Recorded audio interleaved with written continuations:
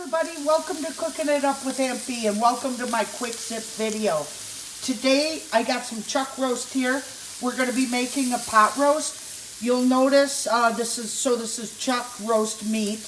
I've seasoned it, I've browned it on both sides. I have a lot of meat here because I'm doing 3 different recipes from this meat. So we're going to start with this pot roast, and tomorrow I'll be making a video on how I make my hash.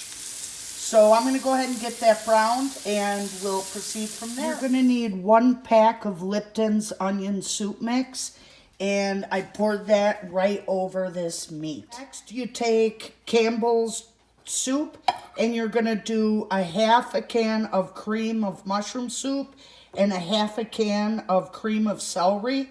Mix it together and smear it on the meat over the onion soup mix. You want to take some beef broth and just pour enough in to cover the bottom of the pan. The next thing you want to do is surround the meat with chopped onion and chopped celery.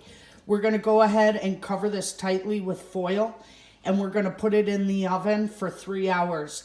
However, toward the end, we're going to throw in some carrots. This is best done in a Dutch oven. My Dutch oven happens to be at my other house, so I'm just going to cover this tightly and stick it in the oven, 350. We're going to roast a little bit of garlic here. I sliced off the top, put a little bit of olive oil on it. Okay, and then we're going to add a little bit of salt, a little bit of pepper. I made a purse out of the garlic. We're going to stick it in the oven at 400 degrees for 45 minutes. It's going to roast that garlic, and each clove will pop out nicely and be spreadable for bread. And we're going to have that on crostini to have with our pot roast. And here is this beautiful pot roast. Oh man, it's so rustic, and that gravy is just out of sight. So at 2.5 hours, I added the carrots. Then at 3 hours, I tested it to see if it was fork tender. And it needs to be so tender that you can cut it with a fork just like that, okay? It wasn't there yet. The gravy was also kind of thick. So at the 3 hour mark, I added 1.5 cups of beef broth. I also added the peas, the frozen peas, and I put it in for another 1/2 hour for a total of 3.5 hours. So now we're gonna uncover it here, stick it in the oven at 400 just to kind of roast things up and get our garlic roasting as well. We're gonna place the purse on this baking sheet and just stick it in there right with the roast. We'll do that for 45 minutes. The roast, we'll just check on it maybe 5 minutes. All right, here it is. I put it in for 5 minutes. It roasted everything up. As you can see, there's a little bit of grease. We're gonna pour off that grease. We're gonna cut this pot roast up.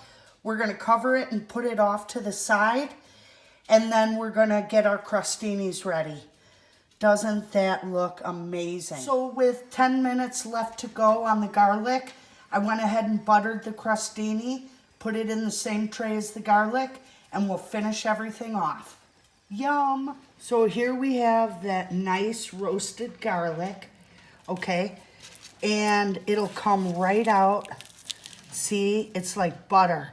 And we take one of these beautiful crostinis and we just spread that right over it. Spreads just like butter, okay? Here is the plated pot roast.